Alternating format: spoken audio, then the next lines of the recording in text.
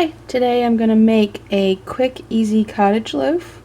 And by quick and easy, I mean the coming together of it is quick. You still have about a 2 to 3 hour rising period. So do take that into account. One of the first things I like to do is I like to fill my mixing bowl. I like to use a ceramic mixing bowl, and I like to fill it with hot water and let it sit for about 10 minutes while I get my ingredients together. And the reason I do that is so that I can go ahead and create a warm environment for my bread. So I'll show you my current air temperature in this room is around 63 degrees. Inside my bowl, the air temperature is more like 68, 69. And so when I quickly mix my ingredients and add them to this bowl and then cover them, my warming environment, my rising environment for my bread is much warmer than my kitchen currently is. So I'm going to go ahead and get started. I need 500 grams of bread flour. So we'll get 500 grams in there.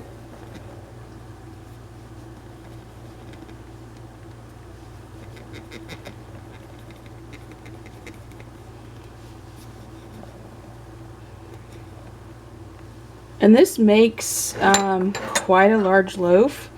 I would say for a 2-person household, you could cut this in half, and I actually have sometimes. But it's going to be a really cold week here this week, so we're going to be eating a lot of soup. So I know this is going to be eaten and won't go to waste. But you can definitely do it in half, and that works great. So 500 grams of my bread flour, 50 grams of shortening. You can use any kind of fat that you like to use. And then I need 7 grams of yeast, and this is actually expired yeast. It's from 2022, but I keep it in the freezer and it still works great, so I haven't had any problems with it. I'm gonna add 7 of that.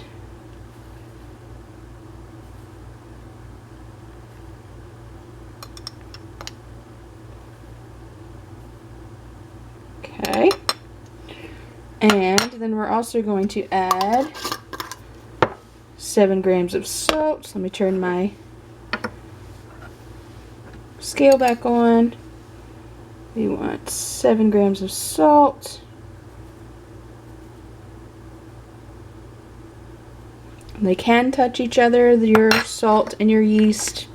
I have not seen any differences when I mix them together.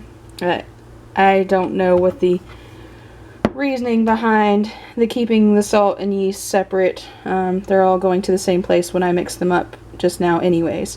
So you're going to get your hands in there. Going to gently try and just use one hand so that you have a clean hand in case, someone comes to the door or the phone rings or whatever. That way you don't get your kitchen all nasty. Try to just use one hand for this part. And you're going to mix your shortening or whatever fat you're using into your flour and kind of get it broken up some, and then we'll add our warm water. So I apologize for the water running in the background, but that's so that I can make sure my water gets nice and warm. And I'm really just I'm not going for a specific water temperature. I'm going for the warmest that will come out of my tap. Okay, let me grab my measuring cup. And I need 250 milliliters of water to start with. We're going to get that going. And 250 milliliters, if you don't have a way to measure that, is approximately 1 cup. It's a little bit more than 1 cup, but just a smidgen more. I'm gonna get that started, and then I know I'm going to need about 100 milliliters more. So I'm gonna go ahead and have that waiting for me. You see I'm being pretty gentle, folding from the outside and coming in.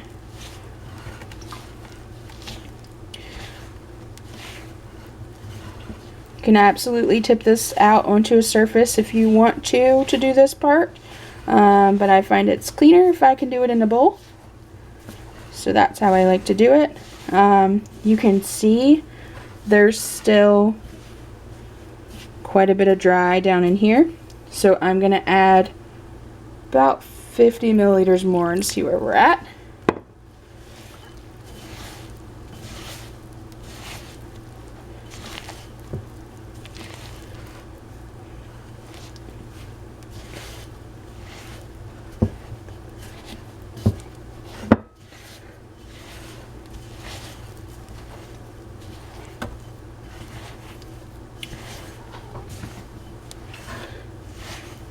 Another trick to this is if you have cold hands. Here it's about, I think about 30 degrees outside today. And as you saw, it's only about 63 in my kitchen. If you have cold hands, run them under some warm water. Get them nice and warm while you're doing this. I'm going to add some more water because this is too dry. But run your hands under some warm water. Get your hands nice and warm so that you're not stunting your yeast. You want to keep everything nice and warm. I'm going to spin my bowl so I can get this last bubble of dry here. So the way you can tell if you've added enough water is if your bowl ends up being completely clean. So you don't have these little pockets of flour left behind. And with bread, it's better if you add a little too much liquid than not enough. Not enough flour will prevent your bread from being able to rise and do what you want it to do. Okay, so now I'm going to add a little bit of flour over here to my surface. And I'll move over there so you can see what I'm doing. And I'm going to slide this out the way for a second. Move my silicone mat over here. I find that helps me keep my counters cleaner. Now you're going to take your bread dough, and now you are going to switch to two hands. And you're going to knead for 5 to 10 minutes.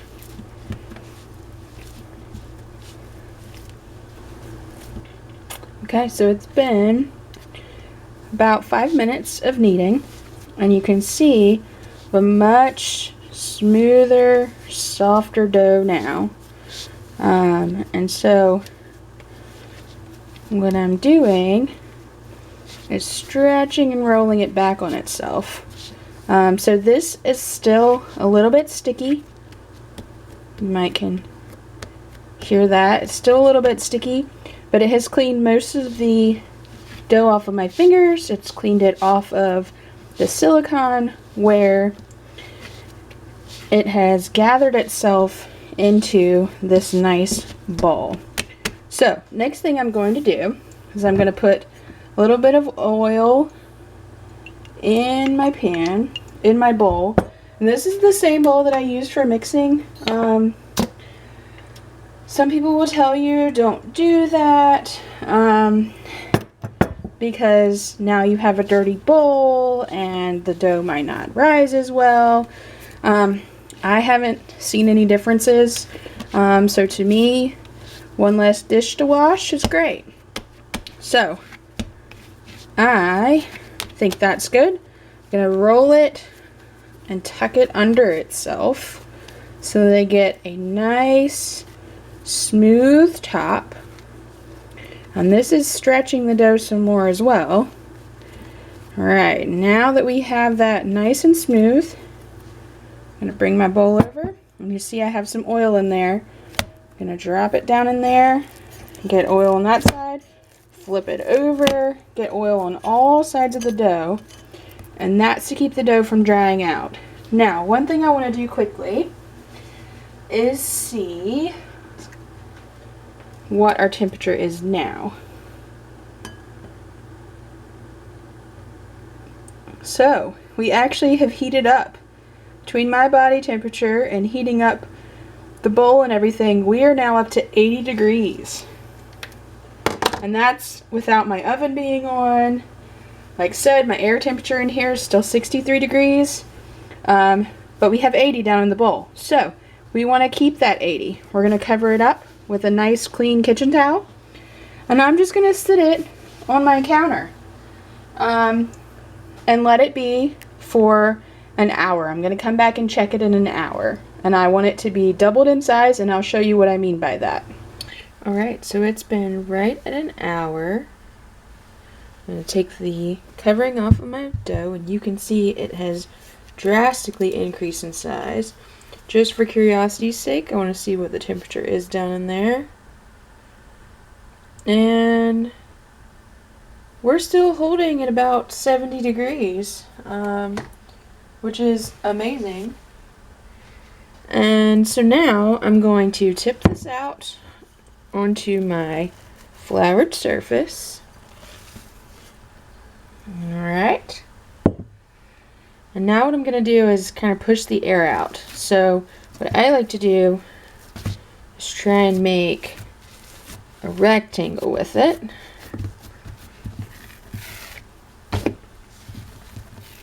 Like so.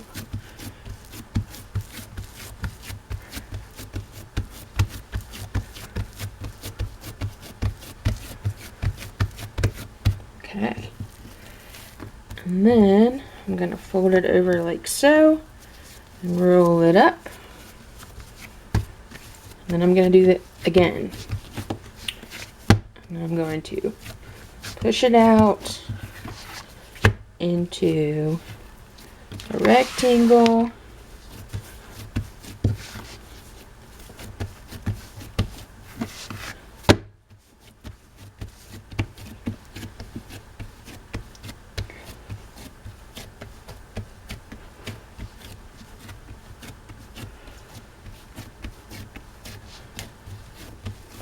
Try and get as even as you can.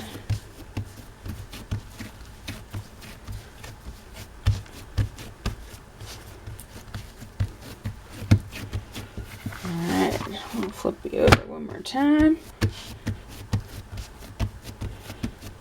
Now what I'm going to do is I'm going to roll it up like so, and kind of pull as you're doing this.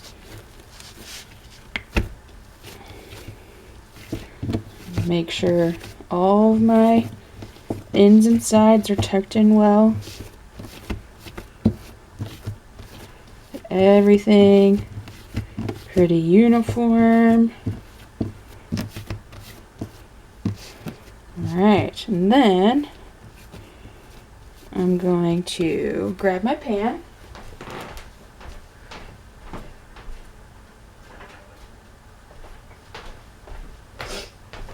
And I'm not going to spray my pan or do anything crazy to it. And I'm going to transfer my dough, making sure again that I tuck in underneath.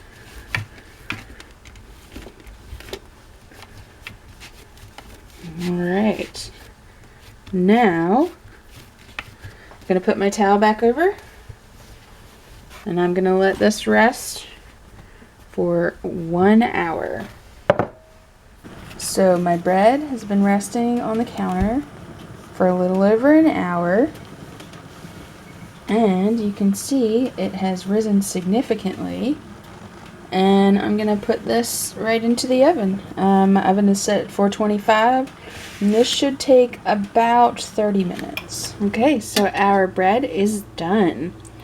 I'm going to cut some off here. This has been sitting about 15 minutes. You can hear that nice crust on the outside. And see inside, nice and beautifully risen. Okay. I'm going to serve it the only way that bread should be served, with a nice slather of butter. Okay. See, it's nice and beautiful. I've had some butter sitting alongside the warm stove, so it's had a chance to get pretty soft.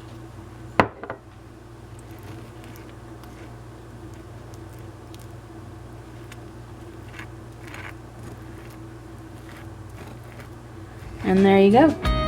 Perfect, quick loaf of bread.